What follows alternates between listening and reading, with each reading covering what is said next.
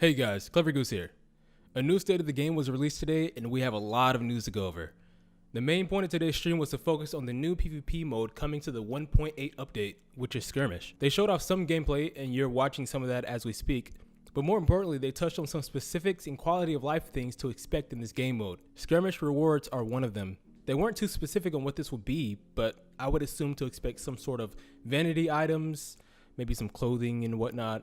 Maybe something along the lines of masks like we got in the first global event. And we can work towards these as we rank up. And yes, Skirmish does have a ranking system. So the rank cap is 99, and once you get above rank 40, you'll start getting better rewards. This includes things such as classified caches. But anyway, there are more things to dive into.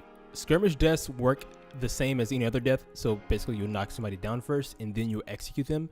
I can see kill stealing becoming an issue when it comes to this game mode specifically, as far as getting ranked points and whatnot, but they seem to have already thought about that. So whenever you down an opponent, you get an extra point for their death, even if you aren't the person who killed them completely. So you can down someone and then one of your teammates can kill them and finish them off, but you will still get extra points because you're the one that downed them in the first place. So everybody kind of wins. Another cool thing that added to the game is that we can now inspect other players.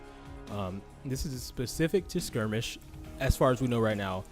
And you can look inside the players' kits and you can see their gear sets and you can see their builds and whatnot to help you learn from the gameplay. And the reason this is so important to them is because they're going to be given the best players on the teams. On your team, the one best player on your team, they're going to be able to be inspected. And you can see their builds and you can see their gear sets and you'll be able to improve your gameplay and maybe understand a little bit about the meta and whatnot. And that'll help form the meta as well as reward the best players as well as help out the players who aren't doing as well.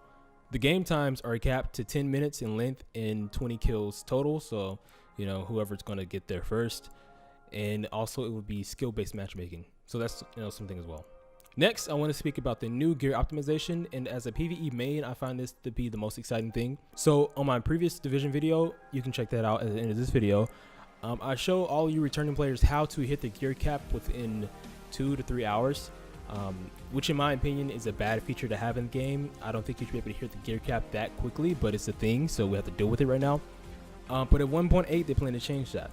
So I also spoke about how they should raise the gear score a little bit and make us have to grind to get the max gear, and that's exactly what they're doing with the gear optimization that they're introducing in the 1.8 update. So the new gear score is like a soft cap, and it's soft capped at 286. So no longer 256, it's going to be 286. The point of gear optimization is to min-max your gear to a point of feeling more powerful. So the enemies will remain the same difficulty, but you will always grow stronger.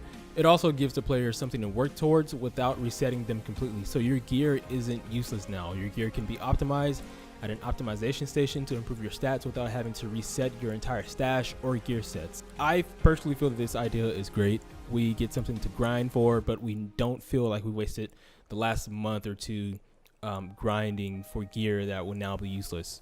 I think they struck a good balance in that aspect. So loot drops are no longer 256 guaranteed, and I love this. So it's currently set up to where gear and weapons drop at a set 256 cap, and if the gear is bad or if you already have it, then you basically just sell it or ignore it, but this is no longer the case. I've personally been dealing with an issue for the past few days. Out of this past week, I've sunk in like 30 hours into Division after I got back into it, and I'm loving my experience. But when I started getting drops that are 256, gear score, and they're like the exact same thing over and over again, it gets kind of repetitive and annoying. So I'm glad they're addressing this issue. 90% of my drops are literally useless to me at this point. So now gear would drop between 256 and 286. It's not guaranteed either way, though you would imagine like doing legendary, heroics, incursions will be able to, the probability of you dropping a higher gear score would be there. So that's cool. So in that sense, it'll definitely make running legendaries or soloing challenge mode or doing incursions more worthwhile, because you're grinding towards a new soft gear cap that's going to be obtainable, but you would definitely have to grind for it. And it's not just 2 hours of you get to the gear cap and you're done. You have to grind and min-max and keep working towards to get to the strongest you can be. So one last note I want to make is that they hinted at the gear score being higher than 286, and this is going to be specific to classified gear. They didn't touch on this very much, so we don't exactly know the specifics, but we do know that classified gear will be able to drop and be optimized past the soft gear cap score. So some will be past 286 Okay, so if you're really a grinder and you're really a perfectionist, you're going to be going for that, and you're going to be like one of the very few, probably early on especially, to be above 286, which is going to be insane to see. Lastly, they mentioned very shortly Rogue 2.0, and they said Rogue 2.0 is a thing.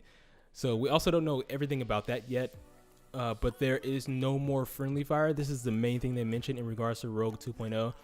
So when you're in the dead zone and you're hunting a rogue, you often accidentally shoot a friendly, basically, and you end up going rogue yourself. And I've had to apologize so many times, like, I'm sorry, I'm not a rogue, you know, I didn't mean to hit you.